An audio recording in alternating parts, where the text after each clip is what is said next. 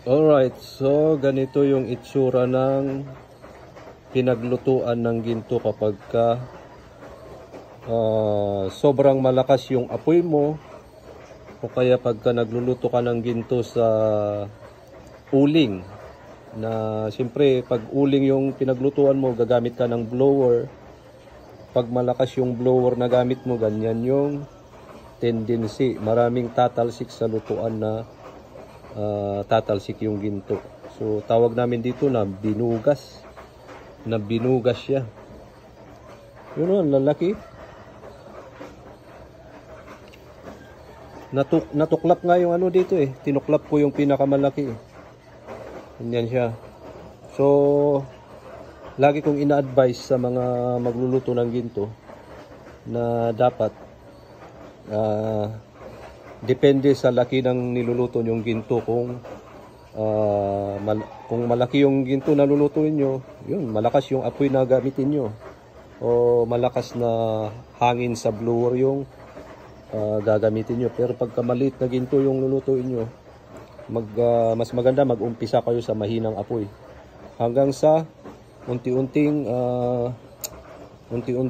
matunaw yung ginto, saka nyo lakasan yung apoy at saka blower.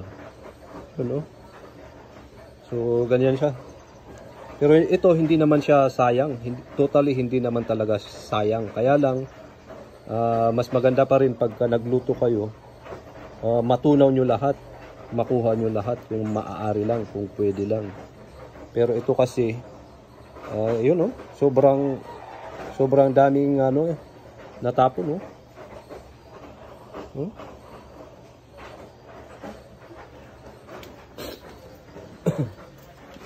So ganun lang yung ayan. Good morning sa lahat and welcome back again dito sa aking channel, KD35 Vlog. And for today's video ay ito yung mga naipon nating pinaglutuan ng ginto. So hindi ko na mahanap yung mga nag-comment dito sa aking channel na gustong bumili ng mga pinaglutuan ko.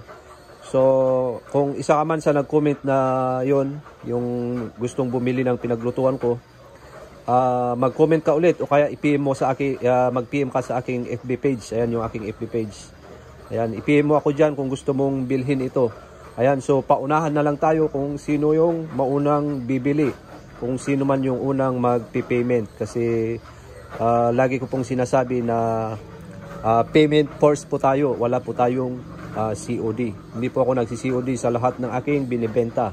Kahit nitric acid yan, borax, ginto or lutuan, gold panning, basta lahat ng kagamitan o kaya pinaglutuan, wala po tayong COD, as in walang COD, payment first.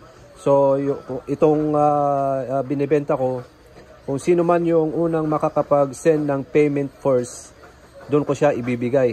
Ayan, so para malinaw sa inyo, ipakita ko sa inyo yung laman nito. So ito yung pinaka-visible na may laman. Ayan yun, yung mga maliliit na yan. Yan mga tumalsik na ginto nung niluluto. Ito kasi ay niluto to sa sa uling. So pagka uling kasi pinaglutuan mo tapos blower, may tendency talaga na ganito yung magiging itsura ng lutuan. Kasi malakas kasi yung blower, malakas yung apoy.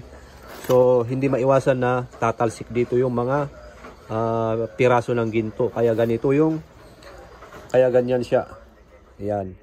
Yun, tumahimik din. Bullmill kasi yung naririnig nyo. Yun, ang lalaki po.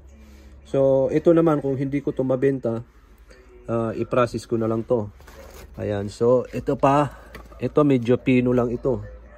Ayan, pino lang ito. At ito pa. Ayan, so ganyan siya lahat yung pinaglutuan natin. Ayan, pakita ko sa inyo lahat para alam nyo yung gusto nyong bilhin. Pero kung gusto nyong bilhin talaga to, isi-send ko rin sa inyo yung picture nya. Yun yun.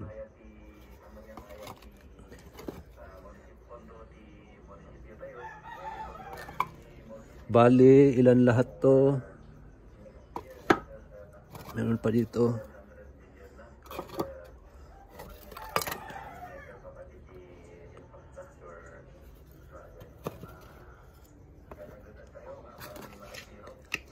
One, two, three, 4, 5, 6, 7, 8, 9, 10, 11. Meron pa doon na 7 piraso sa loob. Meron pang 7 doon. So, 7, 8, 9, 10, 11, 12, 13, 14, 15, 16, 17, 18. Okay, 15 pieces. Tapos itong tatlo na maliliit, 18 pieces lahat.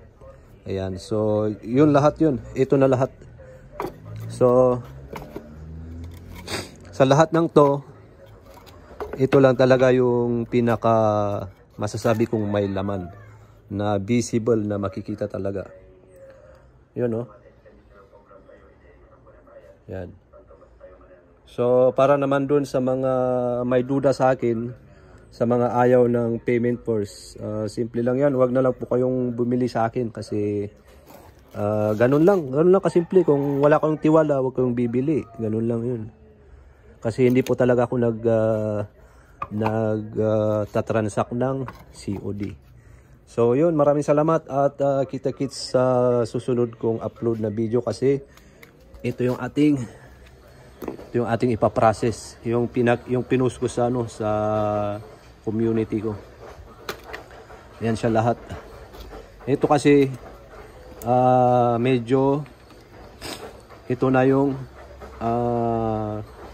kumbaga anong tawag doon sa salita namin, umong sa salita namin yung maliliit na laman. Ayan, hindi kasi masyadong makita dito. Umong yung tawag namin, yung may ginto na maliliit lang. So kaya ko hiniwalay. Pero ito meron akong nadurog dito na ganyan. Ayan. Ayan. So siguro bukas may upload ko na to o kaya sa Sunday may upload ko yung pag-process ko niyan. Ayan.